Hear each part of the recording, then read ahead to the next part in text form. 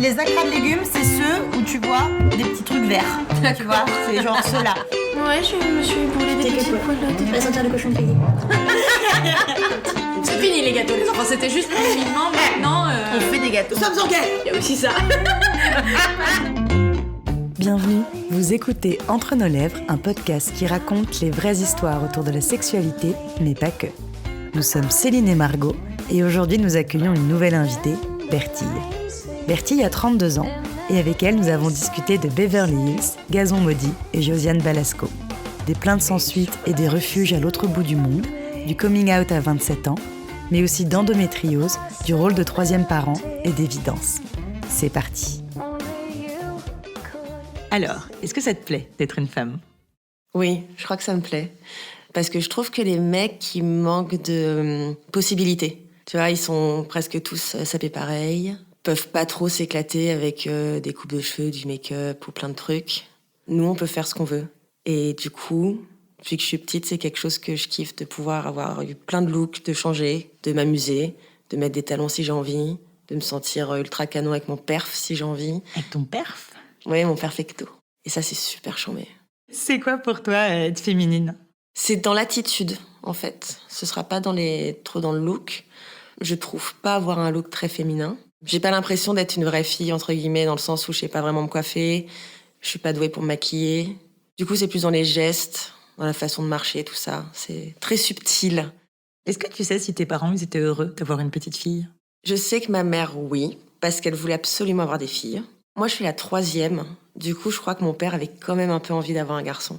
Mais il était content quand même, parce que il kiffe ses filles et qu'il s'y est fait, quoi. Et ça a fait quoi de grandir avec 2 sœurs, du coup ?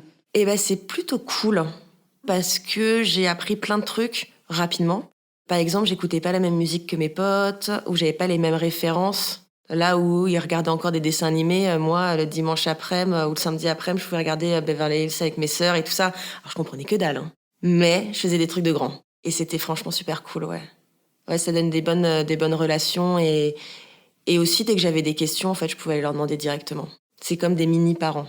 T'as grandi avec quelles idées, toi, concernant les filles et les garçons, et plus tard les femmes et les hommes ? Les filles et les garçons, pour moi, il n'y avait pas trop de différence. Les différences ont commencé, je pense, à partir du CM1 et CM2. J'avais l'impression que les garçons devenaient un peu relous et qu'il y avait plein de trucs qu'ils faisaient, qu'ils décidaient qu'on pouvait pas faire. Et ça me saoulait. Et voilà, moi, je faisais un peu mon truc dans mon coin sans trop voir de différence, mais parce que chez moi, il n'y en avait pas vraiment. C'est-à-dire que quand j'ai mes règles, j'en avais parlé, moi, à toute la famille, normal. Une famille de femmes, hein. Mais par exemple, si j'avais besoin de serviettes, j'allais voir mon père, il disait « Ok, je t'en achète ». Enfin, il me demandait si j'avais mal au ventre ou quoi. Il faisait les courses. Il faisait pas manger parce que clairement, il ne sait pas faire à manger. Et je crois que c'était mieux pour toute la famille qu'il fasse pas à manger. Pour moi, tout était logique, que tout le monde fasse tout. Donc c'était un peu une surprise, arrivée, fin de primaire et début de collège, de voir qu'il y avait des vraies différences. Et j'ai du coup été toujours un peu déconnectée. Pareil, de découvrir qu'il y a plein de mecs qui font pas tout ça. Tu te dis, waouh, c'est quoi ce délire ? J'avais pas les mêmes notions que tout le monde. Est-ce que tu pouvais parler avec ta famille ? Est-ce que vous discutiez de plein de choses, et notamment de sexualité ? Alors, je pouvais parler de tout avec tout le monde. Je sais que, bizarrement, je le faisais un peu plus librement avec mon père. La première fois, par exemple, que j'ai voulu aller voir un gynéco, c'est à mon père que j'ai demandé. J'avais envoyé un email à mon père, quoi. C'est le truc, j'étais un peu gênée, mais bon, je me suis dit, allez, j'envoie un petit email sur son adresse du boulot. Et c'est lui qui a pris le rendez-vous. Finalement, c'est ma mère qui m'a accompagnée. Et voilà, mais sinon, je pouvais vachement parler avec mes sœurs. En gros, il n'y avait pas de sujet tabou, c'est plus moi qui pouvais mettre des limites. Mes parents sont dans le milieu médical, donc en plus, on parle du corps, on parle de tout. Clairement, l'humour salle de garde, moi j'ai grandi avec, donc c'est pas le truc le plus fin. Et ouais, les médecins, tout ça, ils travaillent beaucoup et ils font plein de blagues de cul. En fait, quand t'arrives dans une salle de garde, souvent, c'est peint par les internes. Et donc t'as des fresques entières de gens à poil, tout ça. Ouais, non, c'est très cru. C'est un vrai délire, mais parce que ils traitent avec de l'humain qui est malade et qui peut potentiellement mourir. Donc faut dédramatiser. Et ouais, moi j'ai grandi avec ça.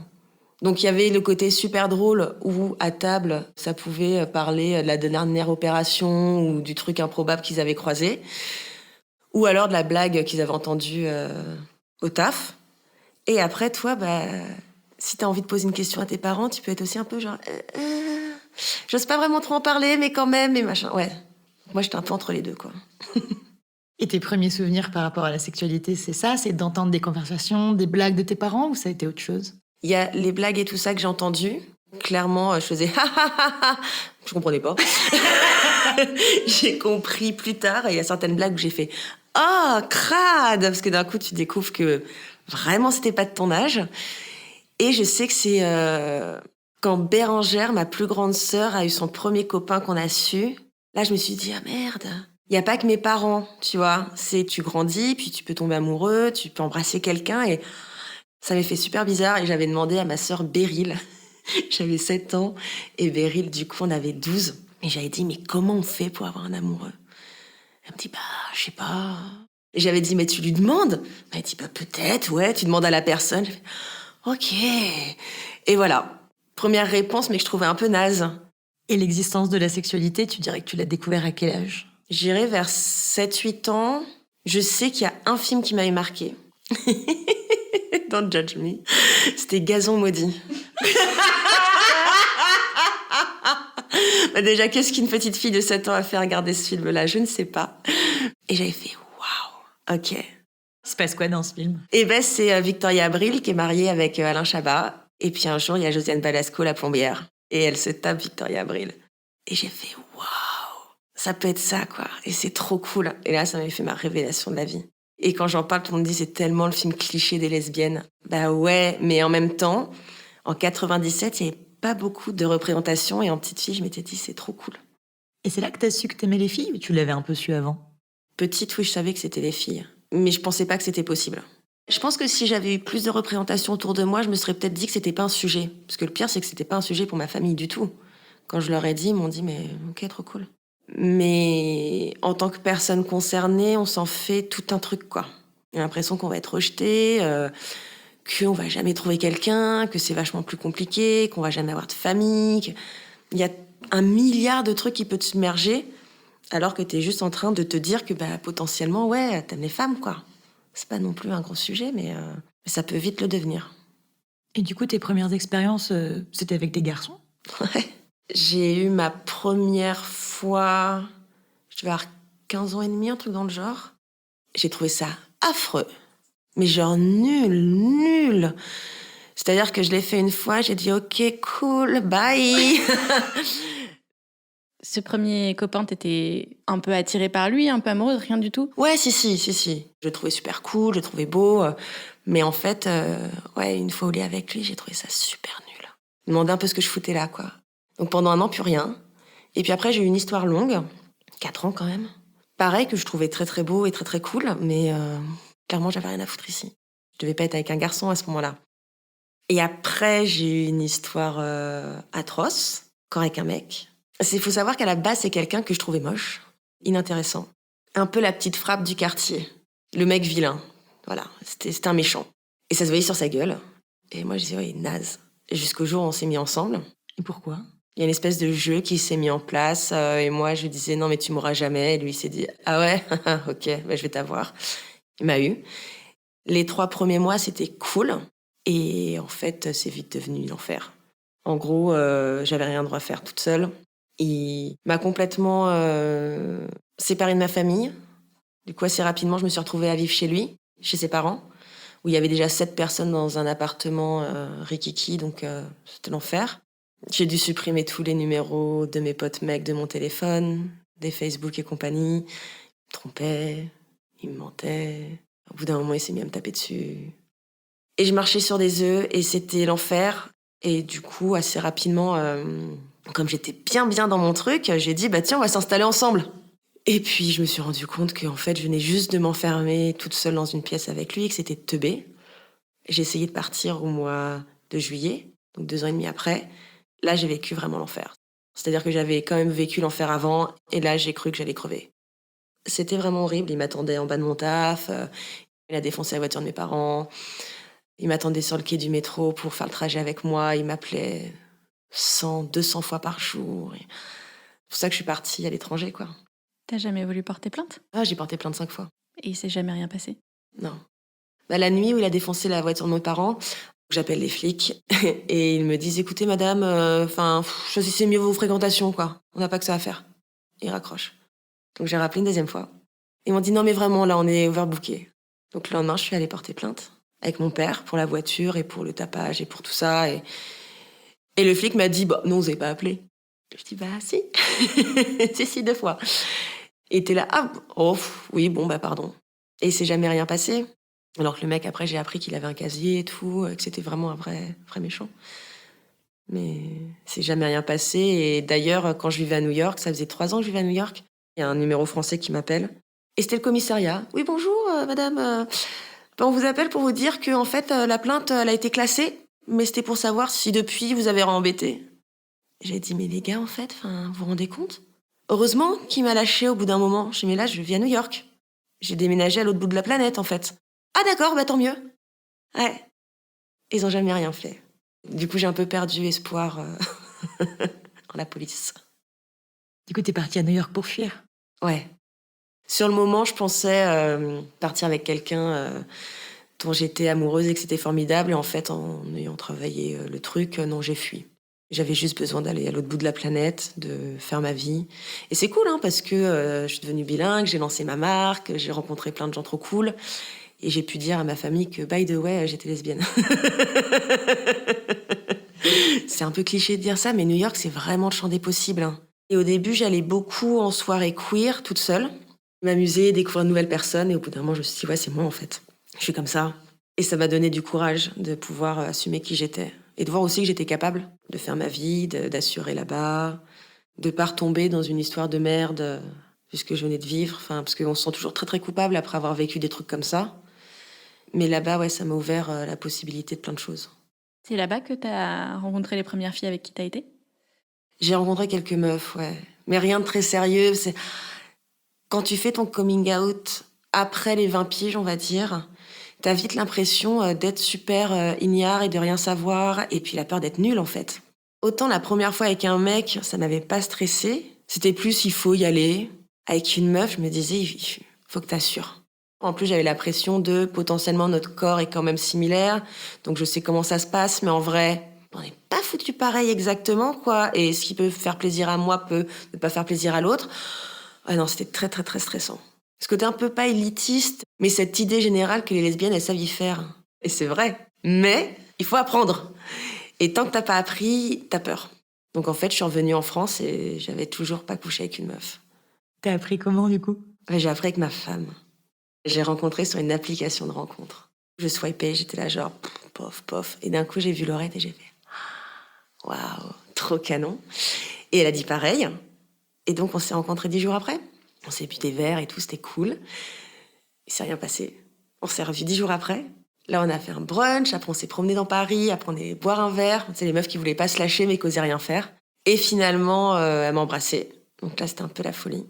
Et la meuf, tellement maline, elle me dit, tu veux venir à la maison? Elle me fait, t'inquiète, demain, je commence un nouveau job. Enfin, toi, on se couche tôt, quoi. Et en fait, j'étais terrorisée.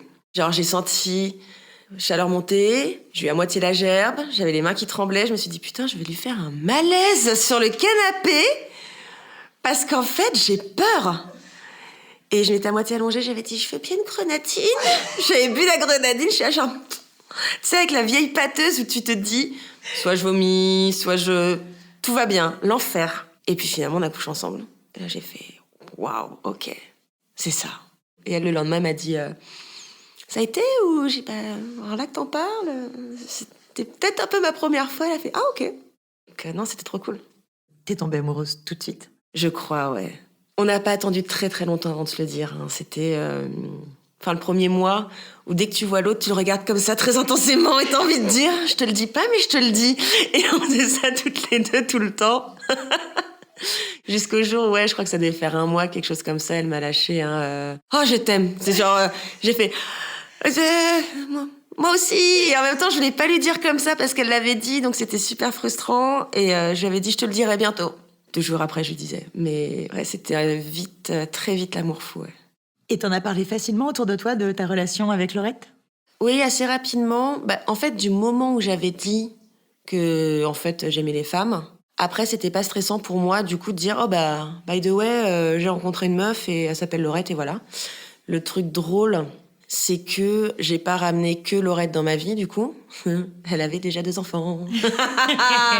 Sauf que moi, je n'ai jamais voulu d'enfant. Ça a plus fait réagir mes proches, de se dire, ok, donc en fait, tu chopes une femme qui a déjà des enfants. C'est un peu fou quand même. Et avec les enfants, comment ça s'est passé du coup? Toi qui n'en voulais pas. Ça s'est bien passé. Jules, lui, il avait 9 ans, du coup, il a un peu pris ses distances. Il me regardait de loin, je pense qu'il voulait pas trop s'attacher, il réfléchissait un peu plus.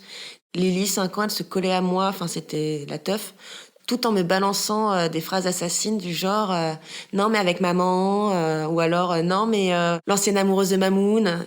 Donc un jour je lui ai dit écoute Lily, ça fait pas du bien, donc on arrête ça. Elle a été vexée, puis en fait elle l'a plus jamais refait. Et finalement j'ai quand même trouvé ma place, et les enfants ont pris la leur. Et aujourd'hui je pense que je peux dire que oui je suis quand même un 3e parent, parce que je m'en occupe la moitié du temps.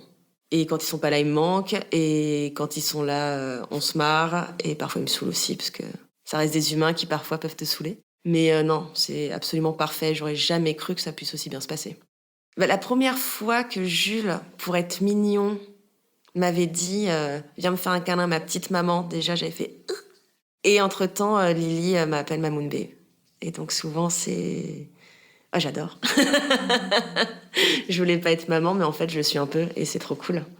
T'as jamais eu peur de ce rôle de belle-mère? Ah, il est nul comme rôle. Parce que t'as plein de devoirs, t'as aucun droit, tout le monde te dit comment faire. À tout moment, tout peut s'arrêter. Et en plus, tu vis avec les décisions de l'ex de ton partenaire. C'est un peu naze, quoi. C'est-à-dire que souvent, les ex, au revoir, on n'en parle plus. Là, clairement, il y a quelqu'un qui est tout le temps là, qui ne pense pas toujours comme toi. C'est super complexe. Et je dis, j'ai vraiment beaucoup de chance qu'avec Laurette et les enfants, ça matche autant. Enfin, il n'y a pas d'engueulade, il n'y a pas de prise de tête. Avec Laurette, on est toujours sur la même longueur d'onde, sur comment gérer les enfants. Ça aide beaucoup. Et eux, ils me remettent pas en question. Pour eux, à la maison, c'est Mamoun et B, et puis voilà, quoi.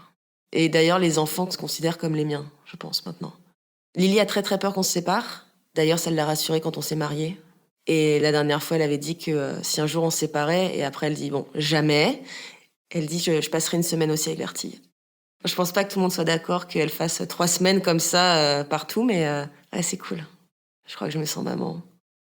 Et comment tu construis ta nouvelle relation de couple? En plus, toi, ta première vraie histoire d'amour avec une femme, avec des enfants, justement. Ce qui est bien, c'est comme on les a qu'1 semaine sur 2, on a du temps pour nous. Et il faut savoir que moi, à la base, j'étais quand même vachement plus sauvage. Enfin, quand Laurette m'a rencontrée, j'avais peur de l'attachement, j'avais peur de plein de choses. Je pouvais être pas difficile, mais il fallait que ça roule de manière assez simple, sinon je me barre. Et le fait qu'ils soient pas tout le temps là, les enfants, ça permet vraiment d'avoir sa vie d'adulte, de couple, de pouvoir sortir, de pouvoir traîner au lit, de profiter. Et aussi, l'autre semaine, d'être en famille et de manger, d'être tous sur le canapé, voilà. C'est vraiment la balance des deux. Je pense que si elle avait eu les enfants au quotidien, ça aurait pas été la même. Puis ça aurait été trop de pression pour moi. Parce que je vois mon ex violent avait un petit garçon. Et j'avais déjà vécu ça, et j'avais trouvé ça affreux. Donc je suis arrivée vraiment avec beaucoup d'idées en me disant, rebelote, ça va être naze, quoi. Et en fait, pas du tout. Je pense que c'était juste la personne qui était naze.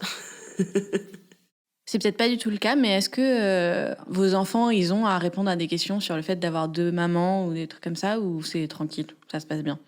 Je crois que ça se passe bien pour eux. C'est un peu un non-sujet. Je crois que Jules, au collège, personne ne lui en parle. Si, il y a un gamin l'année dernière qui lui a dit cette phrase mythique, je cite, « Je baise tes mères ». Et Jules lui a dit « Arrête ». Et le gamin l'a répété plusieurs fois. Et au bout d'un moment, Jules s'est retourné, l'a soulevé, l'a jeté par terre, lui a dit « Tu arrêtes !» Et après, il est trop mignon. Il est allé voir directement la CPE en disant « Un tel m'a dit ça ». J'ai craqué, je l'ai jeté au sol. Voilà, c'était pas bien. Mais c'était pas bien lui non plus ce qu'il me disait. Et du coup, la CPE a dit « Ok, d'accord, on va gérer ça. » Voilà. Mais il était malin. Moi, j'étais là quand il est rentré, il était en larmes. Il se sentait pas bien. Je lui ai dit « Écoute, tu as demandé d'arrêter plusieurs fois, il l'a pas fait, t'es sorti de tes gonds. C'est pas cool d'avoir jeté un gars par terre, mais franchement, au bout d'un moment, t'as le droit de te défendre aussi. Donc, je te dis pas d'aller taper n'importe qui tout le temps, mais là, tu t'es défendu. Basta. » Même chose, l'église en face de l'école primaire de Lily, ils tractent des papiers La Manif pour tous les jours. Et tous les jours, on s'y arrête, on prend les tracts, on les jette. Lily, tous les matins, elle fait « On passe à l'église !» Ok. Et elle est là, elle prend les tracts, elle les jette. Parce que, il a fallu leur expliquer ce que c'était, la manif pour tous et tout. Et quand t'as ton gamin qui te dit « Donc ils veulent pas qu'on existe ?» C'est raide. Donc, on a les deux, mais heureusement, ça les impacte pas trop. Il y a plein de familles monoparentales où il n'y a pas de soucis. Il y a les familles où le papa est absent, en fait, et ça pose pas de problème, on vient pas les saouler. Je pense que si la famille est équilibrée, si tout le monde s'entend bien et que c'est sain et tout ça, voilà. J'ai un peu l'impression parfois, et c'est drôle parce que moi, les personnes qui m'en parlent, ce sont souvent des mecs qui ont un peu peur qu'on fasse notre vie sans eux et que ça les questionne énormément sur leur présence et tout ça. Mais ça va les gars, on s'en sort. Hein. C'est pas du tout un sujet, c'est pas du tout un stress pour nous. Je pense que les figures, elles se chopent à droite ou à gauche. Les enfants, ils ont du coup plusieurs grands-parents, donc des papis, il y a des tontons. Moi, j'ai mes 2 meilleurs potes, Ovo et Sévan, qui sont très présents, que les enfants considèrent comme des tontons. Enfin, c'est juste la dernière fois, une de nos nièces qui parlait du nouveau mec de ma sœur. Et Lily, elle fait « Tu te rends compte ? Elle a un beau-père !» Et je la regarde, je dis « Ouais. » Elle fait « Moi, j'en aurai jamais !» Je dis « Bah oui, mais non. Toi, t'as une belle-mère. » Elle fait « Mais elle en aura une aussi. » Je dis « Oui, bah écoute, t'as pas de chance, toi, t'auras pas de beau-père. » Mais j'ai trouvé ça tellement drôle. Genre, pour elle, c'était le Graal, quoi. Un beau-père. Mais sinon, ils s'en foutent un peu. Ils sont bien comme ça. Et c'est facile pour toi de parler de sexualité avec eux s'ils ont des questions ? Oui, mais ce qui est drôle, c'est qu'ils ne posent ces questions-là qu'à moi. Laurette fait toujours cette blague en disant que elle, la seule question qu'on lui pose à la maison, c'est qu'est-ce qu'on mange ? Et que moi, c'est toutes les autres questions. Et j'ai eu droit à tout. J'ai eu le droit à comment on fait les bébés à table, en plein confinement par Lily. Parce que les gars sont quand même experts de la PMA. Parce qu'ils savent comment ils ont été faits, ils savent comment ça se fabrique, etc. Mais Lily, d'un coup, merde, les hétéros, ils font comment ? Alors, ils peuvent faire aussi la PMA. Et puis Laurette, elle m'a regardé, genre, t'es gentille, tu vas aller jusqu'au bout. Ok, c'est parti. Le truc trop gênant. Genre expliqué les capotes, genre expliqué le sida, tout ça, enfin plein de trucs. Enfin, il me pose toutes les questions. La dernière fois, Jules regardait un film. Il y avait un gamin qui racontait plein de cracks. Et au bout d'un moment, ses potes essayaient de le piéger sur sa première fois. Et d'un coup, ils font « Ça a duré combien de temps ?» Et là, le mec, il fait 1 demi-heure. Et là, ses potes hurlent de rire. Jules, il me pose, il me fait « Qu'est-ce qui est drôle ?» La première fois, ça dure rarement 1 demi-heure. Enfin, tu vois, pour un mec, c'est vachement d'émotions. Enfin, je sais pas forcément plein d'émotions, mais c'est plein de sensations. Et du coup, ça peut être rapide, quoi. Je dis 2, 5 minutes, je sais pas. Et là, il me fait « D'accord, ok. » Mais voilà, il me pose plein de questions et c'est trop drôle. Et ça me gêne pas, je prends le temps de répondre. Parfois, les réponses sont compliquées. Lily, un jour, en sortant de la douche, nous a dit « C'est quoi YouPorn ?» Et là, tu dis à ta gamine, tu vas mettre un pyjama et on en parle ensuite. Et en fait, elle avait regardé les cahiers d'Esther chez sa maman. Ça avait parlé du porn. Et quand elle a demandé à sa mère a dit « Tu demanderas à Mamoun. » Ah putain. La lâcheté. Mais je m'en sors toujours. Et je trouve ça chouette qu'il n'y ait pas de sujet, en fait. On leur avait pécho le livre de Charline, de Orgasme et moi. Lily l'a lu page par page. Très intéressée. Jules, lui, l'a lu aussi. Et je sais qu'il y a plusieurs trucs où il m'a fait trop rire parce qu'il a appris des trucs. Par exemple, l'éjaculation nocturne. Il a découvert ça. Donc un jour, il est arrivé dans le salon avec son livre. Il me fait « Non mais de ouf, la nuit, on peut éjaculer, quoi !» Je dis « Ouais ?»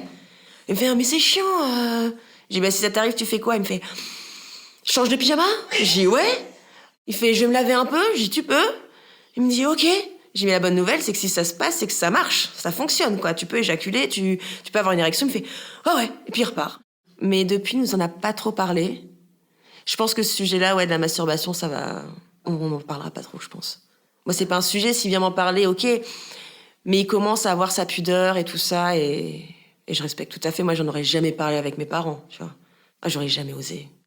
C'est important aussi, je pense, pour les enfants qu'ils aient chacun leurs expériences de leur côté et qu'ils sachent juste qu'en cas de problème, en cas de question, ils aient des gens à qui les poser, quoi. C'est clair, c'est ça. Nous, c'est ce qu'on fait. On leur donne toutes les cartes et puis après, ils choisissent et ils viennent s'il y a un problème.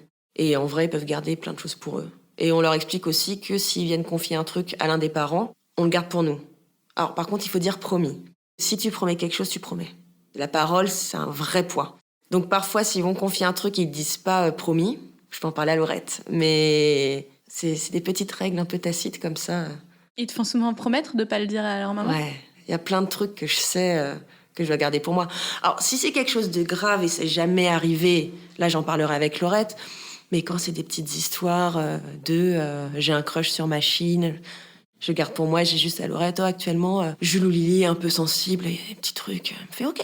Ça ne l'embête pas du tout que j'ai des secrets avec les enfants. Parce qu'elle sait que c'est jamais rien de grave. Et elle trouve ça cool, en fait, qu'ils viennent se confier. Elle me dit tout le temps parce que souvent je lui dis que j'ai de la chance de les avoir trouvés tous les trois et d'avoir gagné une famille. Et elle me dit non, mais c'est nous qui avons de la chance de t'avoir trouvé parce que avant c'était compliqué pour elle. Hein.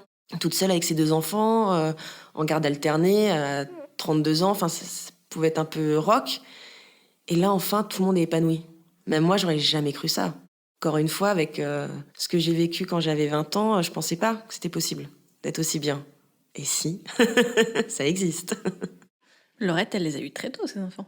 Ouais, parce qu'elle a une petite différence d'âge avec la deuxième maman. Et du coup, la deuxième maman souhaitait des enfants assez rapidement. Donc Laurette a été maman à 24 ans. Ça devait être aussi un parcours du combattant à l'époque, la PMA. En Belgique. En fait, c'est simple. Hein. En France, là, ça vient d'être autorisé, mais les durées d'attente sont folles. Donc, de base, tout le monde va en Belgique, au Danemark ou en Espagne. Vous y pensez un peu toutes les deux? Alors, on en a parlé. Techniquement, l'idée d'avoir un enfant avec Laurette, oui, carrément. Parce que je l'aime plus que tout et que ce serait formidable. Mais aucune des deux souhaite être enceinte. Les enfants sont déjà un peu grands. On a un équilibre qui est parfait actuellement. Et on veut pas mettre ça en danger. C'est trop précieux. Je serai toujours que belle maman et voilà, mais c'est mieux comme ça, je pense. Qu'est-ce qui vous plaît pas toutes les deux dans le fait d'être enceinte? Laurette, je sais pas trop. Je crois que c'est juste l'idée qui la fait pas rêver du tout. Et elle aime bien ce rôle de deuxième parent. Parce que c'est un attachement qui est tout particulier. C'est pas un truc viscéral, en fait. Ça, c'est vraiment du tissage. Moi, c'est le côté un peu alien d'avoir quelqu'un qui grandit dans ton corps, quoi. C'est ouf. C'est fascinant et effrayant. Et ouais, c'est quelque chose qui m'a jamais attirée, même si c'est avec la personne que t'aimes, etc. Bof. Du coup, comment tu t'entends avec ton corps aujourd'hui? Aujourd'hui, ça va. Alors, il y a des hauts et des bas. Il y a des moments où j'adore mon corps et il y a des moments où, franchement, je trouve qu'il est naze. En plus, j'ai une endométriose assez lourde. Donc, il y a des fois où, clairement, il me fait souffrir terriblement et où je suis gonflée et où ça va pas du tout. J'essaye quand même de faire en sorte d'être assez bien avec lui. J'ai la chance d'avoir Laurette qui, tous les jours, me dit à quel point je suis belle, formidable, sublime, machin, enfin... Et ouais, ça prend du temps, mais ça vient. Et j'ai l'impression que, bien que j'ai pris du poids ces dernières années, parce que pour moi, c'était vraiment un sujet, l'autre imbécile me traitait de paupiette, alors que j'avais 15 kilos de moins, donc automatiquement, ça te marque un peu. Je suis plus ronde que j'ai jamais été, mais je me trouve assez épanouie, en fait. J'ai repris la danse il y a pas longtemps, la danse classique, et quand je danse, je kiffe vraiment. Là, je m'en fous de l'image que je renvoie. Déjà, le fait que mon corps réussisse à bouger comme j'ai envie, c'est tellement un combat, parce que parfois j'ai tellement mal que j'arrive pas à marcher, j'arrive pas à me redresser, enfin, ça peut être très très compliqué. Et d'un coup, il fonctionne et il bouge. Et alors là, je suis vraiment trop bien. C'est quoi les symptômes que t'as de l'endométriose? J'ai des douleurs dans les jambes qui vont des hanches jusqu'aux genoux, des douleurs au niveau des ovaires, de l'utérus, de l'épaule droite. Maintenant, je saigne du nez. Quand j'ai mes règles, c'est très sympa. J'ai des règles très très abondantes. Des maux de crâne. J'ai le bassin qui se bloque et le bas du dos. Je peux alterner partie très sexy, diarrhée et constipation, n'importe quand. C'est surprise, surprise. Et des douleurs aussi au rapport sexuel. En gros, sur un mois, je vais avoir 3 semaines de douleur. Et la pire semaine, c'est la semaine de mes règles. Et tu l'as détecté quand? En 2018, en revenant en France. Parce que j'avais mal depuis 2015. Et quand j'en parlais aux États-Unis, on me disait que oh oui, ça va, c'est bon, c'est douloureux. Mais c'est tellement cher là-bas, les soins et tout ça, que je les avais pas fait là-bas. Donc j'ai attendu de revenir ici. Et là, au bout d'1 an, on m'a dit ah, mais oui, mais vous avez une sacrée endométriose. J'ai fait ah oui. J'ai toujours eu des règles douloureuses, j'ai toujours eu des douleurs dans les jambes, mais ça s'est empiré et surtout depuis le premier confinement. Parce que j'ai pas bougé pendant 3 semaines. Et là, il y a tout mon corps qui s'est vraiment... ça fait comme une espèce de colle qui s'est vraiment glué. Et maintenant, pour dérouiller la machine, c'est compliqué. Et puis, c'est un peu comme des montées d'un coup, ça monte d'un cran. Ça va aller, et puis d'un coup, paf, ça y est, tu passes un niveau, et là, c'est de pire en pire, quoi. Et tu peux prendre un traitement ? Et ben, le seul traitement, c'est la pilule. Mais moi, je ne veux pas prendre d'hormones, et franchement, prendre la pilule alors que je suis en couple avec une meuf, ça me fait un peu chier. Donc, je prends rien, je serre les dents, très fort, et voilà. J'ai appris à vivre avec, en fait. Et puis, il y a des jours où j'ai très mal, et je dis stop, j'en ai marre, mais voilà. Ton endométriose, elle pouvait pas être soignée par une opération ? Alors en fait, tu peux pas être opéré si tu prends pas la pilule. Parce qu'ils trouvent que tu fais pas ta part du marché. Parce qu'en fait, la pilule, ça permet d'arrêter les règles. Du coup, l'endomètre arrête de se développer partout. Donc ensuite, ils peuvent t'opérer, tout retirer. Si tu prends pas la pilule, ils partent du principe qu'ils retirent tout, mais qu'au bout d'un mois, ça va recommencer. Alors que ça recommence du début, tu vois. Là, on parle de 10 ans sans pilule, donc oui. Mais non. Et je suis allée voir 5 chires pour faire le truc. À chaque fois, on m'a dit « Ah non. » Le pire qu'on m'ait dit, c'est « Bah, elle est pas si profonde, mais elle est très douloureuse. » Oui, bah, je m'en fous, en fait. J'ai très, très mal. J'ai une tolérance à la douleur qui est très, très haute. Pour donner un exemple, quand on m'a tatoué le dos, ils étaient 2 tatoueurs sur mon dos. Pendant 7 heures, j'ai dormi. Ouais, j'ai une grosse tolérance. Donc si un jour j'en ai marre, je prendrai peut-être la pilule pour ensuite me faire opérer, mais pour le moment, ça va comme ça. T'as le sentiment, au-delà de la douleur atroce que c'est, que ça t'handicape? S'il y a des choses que tu peux plus faire, est-ce que... Oui, je me sens handicapée. C'est à chaque changement de saison, c'est là où j'ai le plus mal. Par exemple, j'ai du mal à me tenir debout droite, vraiment droite, et à marcher correctement. Parfois, ça me met en colère. Parce que je sais qu'il faut que je fasse du sport pour ne pas avoir trop mal. Et à la fois, quand t'es plié en deux dans ton lit et que tu pleures parce que t'as trop mal, bah, t'as pas envie d'aller faire du sport. Enfin, c'est un peu compliqué. Et je sais que ça inquiète beaucoup les enfants. Quand je leur dis « Attention les gars, j'ai mal au dos, je suis fatiguée », ils viennent me faire des câlins tout de suite, ils m'amènent un plaid, ils sont là « Ça va aller ton ventre ». Enfin, au moins, ils sont sensibles au sujet des règles. C'est pas mal. Et Jules est incollable là-dessus. Mais ouais, ça les inquiète vachement. Donc ça m'embête quand même. T'as peur de vieillir? Non. Plus depuis que je suis avec Laurette, c'est très cliché. Hein. Je suis très bisounours avec ma Laurette, mais non, parce que je sais qu'on va vieillir toutes les deux, en fait, et que ça va être cool. J'ai peur de mourir, mais j'ai pas peur de vieillir. C'est la différence. J'ai souvent eu peur de mourir sous les coups de l'autre. Du coup, c'est quelque chose qui est présent. Donc j'espère que ce sera le plus tard possible, et le plus calmement, parce que du coup, j'ai peur dans des situations beaucoup trop violentes. Est-ce que tu dirais quand même que t'es quelqu'un qui tombe facilement amoureuse? Non, je suis super difficile. Je vois au collège, au lycée ou même après, j'avais des copines, elles tombaient amoureuses comme elles tombaient d'une chaise, quoi. Moi, ça arrivait de temps en temps. Je suis très solitaire. Du coup, de base, c'est pas quelque chose que j'ai cherché. Longtemps, je me suis dit que je passerais ma vie seule avec mes chats, faire de la mode, enfin avoir une marque de fringues et voilà. Donc, je trouve que j'ai une marque de fringues et j'ai des chats et j'ai aussi ma femme. Donc, c'est un peu cool, mais c'est pas un but pour moi. C'est important pour toi, la monogamie? Oui. Le polyamour, j'en entends parler depuis que j'ai 15 ans. J'ai des personnes autour de moi qui le font et qui kiffent et qui sont très épanouies comme ça et c'est formidable. Et d'autres à qui ça fonctionne pas. Et moi, je sais que c'est quelque chose que j'ai testé, mais ça me fait pas kiffer. J'aime bien aimer une personne et être épanouie avec elle. Que juste tu te dises, bah, il y a tout ça de possible. Moi, je suis monogame et c'est cool. Et qu'il n'y ait pas de sujet et qu'on ne te dise pas, non, mais vraiment, faut que tu testes. C'est pas nécessaire, on n'est pas tous obligés de tout essayer. Est-ce que autour de toi, il y a des couples qui te servent de modèle? C'est très cliché, mais mes parents, je crois que ça fait 45 ans qu'ils sont ensemble. Un peu plus, un peu moins, je ne sais plus. Ils sont assez impressionnants. C'est-à-dire qu'aujourd'hui, tu les vois, ils sont amoureux, genre, il n'y a pas de doute. Ils ont eu 3 enfants et ils ont connu des galères, mais aussi des carrières de ouf. Et, ils sont là, quoi. Et ils sont heureux d'être ensemble et ils partagent des trucs ensemble. Et ouais, ça impressionne vraiment. Est-ce que le sexe, pour toi, c'est important dans ton couple? Le désir et l'envie, oui. La pratique aussi. En tout cas, aujourd'hui, je sais que j'ai déconstruit le fait que si on n'a pas un rapport régulièrement, c'est pas grave. C'est-à-dire que tant que je sais que j'ai envie de ma femme, qu'elle me plaît et que de l'autre côté, elle aussi, elle a envie de moi, déjà, c'est cool. Et il y a plein de soirs où on se couche, où je dis « J'ai tellement envie de toi, mais je suis épuisée. » Et elle me dit « Ouais, moi aussi. » Ok, bon déjà, ça va. On se désire et c'est génial, quoi. Et on s'endort dans les bras l'une de l'autre et c'est déjà très cool. Mais c'est plus quelque chose qui m'angoisse. Quand t'es plus jeune, souvent, au moment où tu te rends compte que les rapports commencent à s'espacer un petit peu, tu te dis « Putain, ça y est, c'est la fin, quoi ». Et là, non, pas du tout. Quand est-ce que tu te sens le plus attirée par elle ? Quand elle fait ses petits trucs dans son coin, je crois. Quand elle sait pas que je la regarde.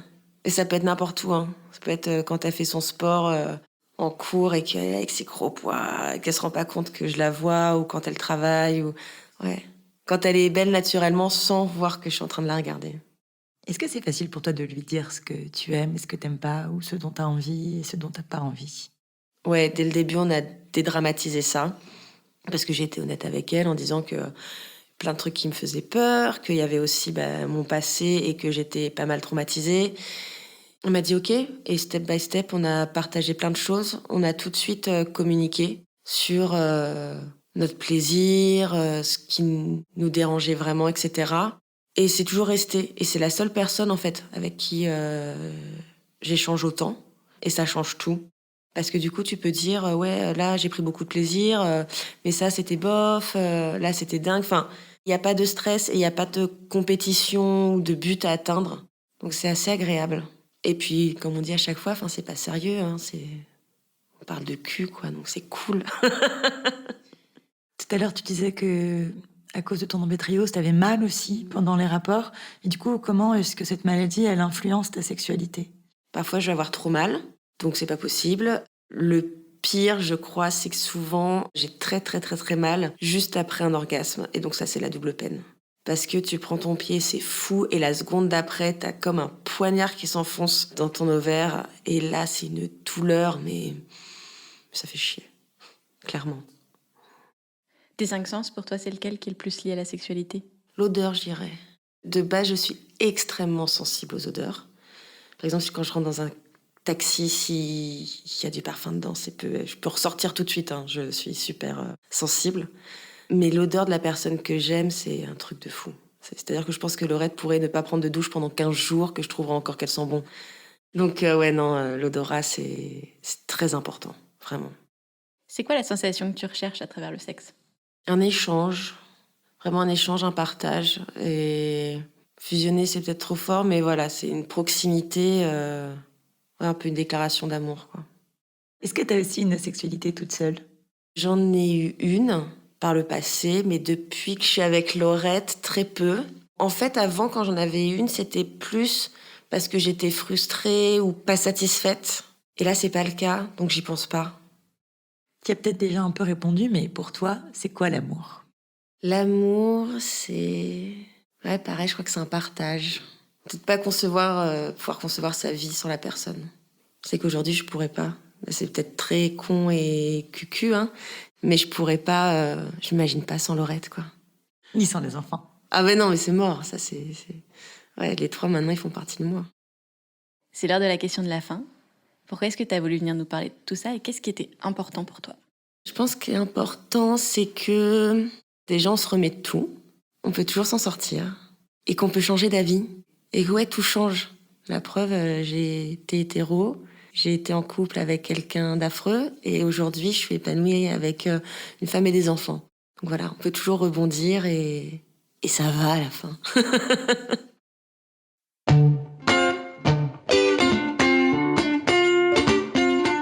Pour ne pas rater le prochain épisode d'Entre nos lèvres, abonnez-vous à ce podcast.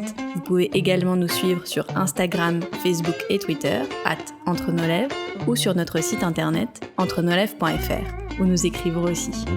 Et n'oubliez pas de vous inscrire à notre super newsletter. Tous les mois, à l'annonce du nouvel épisode, on partage avec vous 5 chouettes recommandations. Des livres, des films, des articles, tout ce qui nous a plu ou touché ces derniers temps. Et promis, c'est cool. Ah oui, et puis le montage et le mixage de cet épisode ont été faits par Marthe Cuny et la musique du générique par Martin de Boer. Allez, à bientôt!